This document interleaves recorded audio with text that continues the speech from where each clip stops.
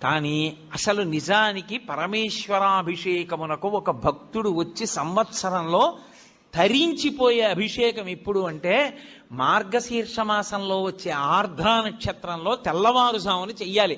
చిదంబరంలో నటరాజస్వామికి చిదంబరంలో మోక్షలింగము అని శంకరాచార్యులు వారు పరమశివుడి దగ్గర నుంచి 5 లింగాలు తీసుకొచ్చారు.